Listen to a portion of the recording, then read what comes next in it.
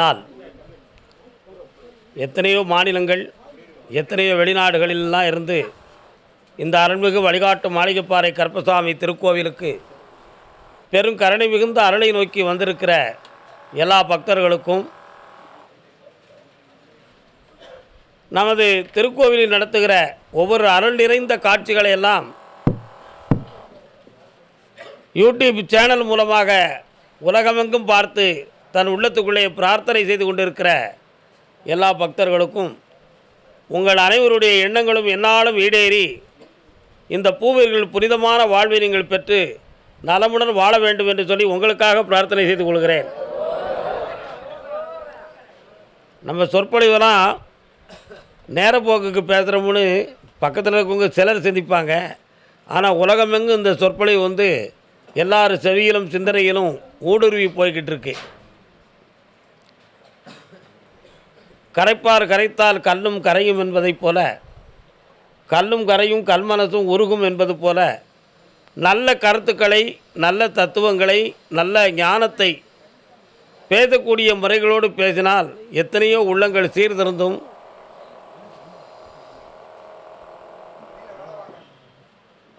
யார் அது எங்க எத்தனையோ உள்ளங்கள் சீர்திருந்தும் எவ்வளவு பெரிய முரட்டுத்தனமான குணம் உடையவர்கள் கூட மாறிவிடுவார்கள் என்பதுதான் நம்முடைய தர்ம மிகுந்த சொற்பொழிவிலும் ஞானம் மிகுந்த கருத்துக்களிலும் நமக்கு கிடைக்கிற ஒரு நற்பலன்கள். இந்த விஷயங்களை பற்றி நம்ம மிகவும் சிறப்பாக சொல்வதற்கு புராண சான்றுகள் எத்தனையோ இருக்கிறது. இந்த புராண சான்றுகளை பற்றி நம்ம சொல்லணும்னா, ராமாயணத்தை எழுதியவர் முதல்ல எழுதினது யாருன்னா வால்மீகி மகரிஷி. அவர் தான் முதல்ல ராமாயணத்தை எழுதினார். ஆனால் அந்த எழுதுறதுக்கு முன்னால் வால்மீகி யார் தெரியுமா? ஒரு கொலைகாரன், ஒரு திருடன். வட இந்தியாவில் வேடர்கள் குலத்தில் பிறந்த ஒரு கொலை வேடன், உயிர்களை கொலை செய்து சமைச்சு சாப்பிட்டு வந்த மலை வழிகளிலே வரக்கூடிய மக்கள்கிட்ட வழிப்பறி கொள்ளைகளை நடத்தி தன் பிழைப்புகளை நடத்தி கொண்டிருந்தவர் தான் வால்மீகி என்பவர். ஆனால் அவர் எப்படி இந்த ராமாயணத்தை எழுதினார் அப்படின்னா அது ஒரு பெரிய அதிசயம். அந்த அதிசயத்துக்குரிய ஒரு மேட்ரு எப்படின்னா, ஒரு நாள் இந்த வால்மீகி தன்னுடைய வில்லையும் அம்பையும் எடுத்து வெளியே சென்று கொண்டிருக்கும் பொழுது வானூரிலிருந்து நாரத முனிவர் கீழே இறங்கி வந்தார். அவருடைய அணிகலன்கள் அவர் தோற்றத்தெல்லாம் பார்த்த பெரிய செல்வந்தன், இவன் இருக்கக்கூடிய செல்வங்களை கொள்ளையடித்து விட்டால் பல காலம் நம்ம எங்கேயும் கொள்ளையடிக்க போக வேண்டாம், இதுவே நமக்கு போதுமானதாக இருக்கும் என்று நினைத்து அம்பை கொண்டு போய் நாரதருடைய மார்புக்கு நேரம் நீட்டினான். அவர் உடனே சிரித்தார். வால்மீகி, என்னை துரத்தி என்னை மிரட்டி நீ பெறப்போவது என்னப்பா அப்படி என்று கேட்டார். இதோ உன்னுடைய மேனில் இருக்கக்கூடிய முத்து பவளங்கள் போன்ற மாலைகளை எல்லாம் எனக்கு நீ தர வேண்டும்னார். தருவதெல்லாம் ஒன்றும் பிரச்சனை இல்லை, எவ்வளோ காலம் கழித்தாலும் எனக்கு அது கிடைத்திரும். ஆனால் இதையெல்லாம் கொண்டு போய் நீ யாருக்கு சேர்க்கப் போகிறாய் என்று கேட்டார். என்னுடைய பெற்றோர்களுக்கும் என் குடும்பத்துக்கும் சேர்க்கிறேன்னார். அப்படியா, சரி பரவாயில்ல, இந்தா கொண்டு போய் கொடு என்று தன்னுடைய நகைகளை எடுத்து காட்டி கையில் கொடுத்தார். பரவாயில்லையே, மிரட்டல் இல்லாமல் சண்டை இல்லாமல் நீ தந்துட்டிய அப்படின்னு வால்மீகி சொன்னார். ஒன்றும் பிரச்சனை இல்லைப்பா, நான் சொல்கிறத செஞ்சுட்டு வா நீ முதல்லன்னார். என்ன செய்ய வேண்டும் அப்படின்னு கேட்டான். இந்த முத்துக்களையும் பவளங்களையும் கொண்டு கொடுக்கும் பொழுது யார்கிட்ட போய் கொடுக்க போறியோ அவங்கள்ட்ட சொல்லு, நான் இதுவரை கொண்டு வந்து உங்களுக்கு கொடுத்த இந்த செல்வங்கள்லாம் பல பாவங்கள் செஞ்சு தான் கொண்டு வந்து நான் கொடுத்துருக்கேன். அதனால் இந்த நகையெல்லாம் நீங்கள் வாங்கிக்கிட்டீங்க. ஒரு முனிவர் சொன்னார், நான் செஞ்ச பாவத்துக்கு தண்டனை உண்டுன்னு சொல்லியிருக்கிறாரு. நான் சம்பாத்தியம் பண்ணி கொண்டு வந்த இந்த நகைகளில் உங்களுக்கு பங்கு இருக்கலாம், என்னுடைய தண்டனையில் நீங்கள் கொஞ்சம் பங்கெடுத்து கொள்ள முடியுமான்னு நீ கேட்டுட்டு வான்னு சொல்லிவிட்டார். எப்படி அருமையாக சொன்னார் பாருங்கள். நான் கொண்டு வந்த பொருள்லையும் பொருளையும் உனக்கு பங்கு இருக்குது, ஆனால் எனக்கு கிடைக்கக்கூடிய தண்டனையில் உங்களுக்கு பங்கு உண்டு, அதை நீங்கள் ஏற்றுக்கொள்வீர்களான்னு நீ கேட்டுட்டு வான்னு சொல்லிவிட்டார். இவர் போகும்போதே அப்படி சிந்தனை பண்ணிட்டு போனார். தண்டனையா, அது யார் கொடுக்க போகிறா? கடவுளா? அதுலேருந்து மீள முடியாத இது ஒரு பெரிய விஷயமா இருக்குன்னு சொல்லி இந்த நகை கொண்டு போய் அவங்க அப்பாட்டையும் அம்மாட்டையும் கொடுக்கும்போது, நான் இதுவரை தந்த செல்வங்கள்லாம் நீங்கள் நல்லா அனுபவிச்சிட்டீங்க, ஆனால் ஏதோ கடவுள் எனக்கு தண்டனை கொடுக்க போகிறதாக ஒரு முனிவர் சொன்னார், அதில் நீங்கள் கொஞ்சம் பங்கெடுத்துக்கிட முடியுமான்னு கேட்டாங்க. யார் கேட்டா? வால்மீகி தன் குடும்பத்தார்கிட்ட கேட்டார். அவங்க சொன்னாங்க, செஞ்சது நீந்தான், தண்டனையை நீந்தான் அனுபவிக்கணும், அந்த பொன்பொருளை வேணால் நாங்கள் அனுபவிச்சுக்கிட்டோம்னாங்க. அருமையான வார்த்தை. நீ கொண்டு வந்த பொன்பொருளை நாங்கள் அனுபவிச்சுக்கிடுறோம், தண்டனையை நீந்தான் அனுபவிக்கிறோம், நீ தானே செய்த, அது உனக்கு மட்டும்தான் அப்படின்னு சொன்னாங்க. அப்படி வால்மீகி நின்றார், உணர்ந்து பார்த்தான். இதுவரை வச்ச பாசம், யாருக்காக இதை போராடி செல்வத்தை சேர்க்க வேண்டும் என்று நினைத்தோமோ அந்த எண்ணம், இவையெல்லாம் வீணாயிடுது. நாம் கொடுக்கிற செல்வத்தின் மீது இருக்கின்ற ஒரு பற்று நம்முடைய துயரத்தில் பங்கெடுத்து கொள்ள யாரும் விரும்பவில்லை. ஆகையினால் நாம் வைத்த பாசம் தவறானது, நாம் வைத்த பற்று தவறானது. இவர்களுக்காக தர்மத்துக்கு மீறி நாம் செய்யப்பட்ட இந்த தவறு முற்றிலும் தப்பானது. என்னை உணர வைத்து விட்டான் அந்த முனிவன் சொல்லி அவரை தேடி போயிட்டார். இவர் பெற்றோர்களை விட்டு பிரிஞ்சு போயிட்டார்.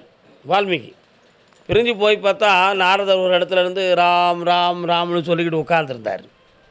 நாராயணா நாராயணான்னு சொல்லிட்டு, நாரத முனிவரே, தாங்கள் கூறியது போல் என் பெற்றோரிடம் கூறினேன், பொருள்தான் எனக்கு, தண்டனை உனக்கு என்று சொல்லிவிட்டார்களே, இப்பொழுது நான் என்ன செய்ய வேண்டும்னாரு.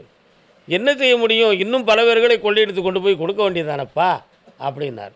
இனி இத்தொழிலை நான் செய்ய மாட்டேன் சுவாமி, இந்த உலகத்தை நான் புரிந்து கொண்டேன். நான் கொடுக்கிற செல்வத்தில் பங்கெடுத்து கொண்டவர்கள் நான் பெறக்கூடிய துயரத்தில் பங்கெடுக்கவில்லை என்றால் யாருக்காக நான் இதை செய்ய வேண்டும்? அவர்கள் மீது நான் பாசம் வைத்து என்ன பலன் இருக்கிறது, பற்று வைத்து என்ன பலன் இருக்கிறது? இது அத்தனையும் தவறென்று உணர்ந்தேன். நான் திருந்திக் கொள்வதற்கும் புண்ணியமுடையதற்கும் வழி இருந்தால் சொல்லுங்கள் சுவாமின்னு கேட்டான். யார்? வால்மீகி கேட்டார். உடனே கம்பன் அதை பற்றி ஒரு கவி இருக்கு. நாரணன் விளையாட்டெல்லாம் நாரத முனிவன் கூற,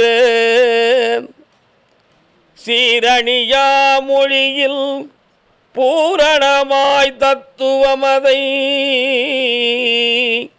தோரணமாங்கதையில் காரணமாய் சொல்லி கருத்துரைத்தான். எம்பெருமான் நாராயணனுடைய அவதாரத்தில் ஸ்ரீராமனாக பிறக்க போகிறாரு தசரத சக்கரவர்த்திக்கு. அவனுடைய ஒவ்வொரு வரலாறுகளையும் நீ எழுதி கொண்டே இருந்தா என்றால் உன்னுடைய பாவமெல்லாம் விலகும்னு சொன்னார். யார்? நாரதர் சொன்னார். தசரதனுக்கு மகனாக பிறந்து ஸ்ரீராமன் வளர்ந்து வாழ்ந்து கொண்டிருக்கிறார். அவனுடைய சான்றுகளை, அவனுடைய சரித்திரத்தை நீ இந்த உலகுக்கு எழுதிவிட்டால் உன்னுடைய பாவமெல்லாம் தீரும்னு சொன்னார். உடனே எழுத்தறியேன், படிப்பும் அறியேன், என் செய்வது சுவாமின்னு கேட்டான். ஒவ்வொரு நாளும் உட்கார்ந்து ராம் ராம் ராம் என்ற வார்த்தையை நீ சொல்லிக்கொண்டே இரு, உனக்கு ஒரு ஞானம் கிடைக்கும். அந்த ஞானத்தில் உடைக்கின்ற காட்சிகளை எல்லாம் ஒவ்வொரு குறியீடு வார்த்தைகளால் எழுது, அதுவே சரித்திரமாக மலரும்னு சொன்னான். யார்? நாரதர். அப்படி சொல்லி கொண்டிருக்கும் பொழுது உட்கார்ந்து ராம் ராம் ராம்னு சொன்னார். எதிர்பாராமல் ஆகாயத்திலிருந்து ஒரு பெருஞானத்தின் ஒளி வால்மீகியினுடைய மேனியை தொட்டது. அந்த ஒளி கிடைத்த உடனே புதிய உணர்வுகள், புதிய கருத்துக்கள், புதிய சிந்தனைகள் தோன்றி ஸ்ரீராமர் எங்கு இருக்கிறார், எப்படி இருக்கிறார் என்ற ஒவ்வொரு விஷயமும் ஞானத்தில் தோன்றி குறியிட்டு வந்தார். அந்த குறிப்புகள் தான் என்னாச்சு, ராமாயணமாக இந்த உலகுக்கே கிடைத்தது. அதே ஸ்ரீராமன் அன்னை சீதாதேவிக்கு முதல் குழந்தை லவனாக பிறந்து, சீதைக்கும் ராமனுக்கும் அடுத்த குழந்தை குசன் நாராயணனே வந்து குழந்தையாக அவதரித்து வந்து லவன் குசன் என்னும் 2 குழந்தைகள் வனத்தில் இருந்தார்கள். அந்த 2 குழந்தையவும் அந்த சீதாதேவியவும் தன்னுடைய ஆசிரமத்திலே எடுத்து வளர்த்து காப்பாற்றி வளர்த்து வந்தார். எவ்வளோ பெரிய கொள்ளைக்காரனுக்கு கிடைச்ச ஒரு மாபெரும் பாக்கியம் அது. அந்த குசன் என்பவர் தான் நம்ம வழிகாட்டும் மாளிகைப்பாறை கருப்பசாமி. எல்லா கருப்பசாமிக்கும் ஆடு கிடாய் எல்லாம் வெட்டுவாங்க. ஆனால் அருள்மிகு வழிகாட்டும் மாளிகைப்பாறை கருப்பசாமிக்கு ஆடு கிடையாது, கரிசோறு கிடையாது. சைவ திருமார்க்கத்தில் ஞானத்தின் பெருந்தகையாய் நம்ம சாமியை இந்த உலக உயிர்வக்க வளர்த்துருக்கோம். நம்ம கோயிலுக்கு மட்டும்தான் உயிர்ப்பலி இல்லாத உத்தம கருப்பசாமின்னு ஒரு புனிதமான ஒரு பெயரை சூட்டி இந்த உலகமே ஆனந்தமாக வணங்கக்கூடிய அளவுக்கு இந்த கோயிலை நம்ம வச்சுருக்கோம்.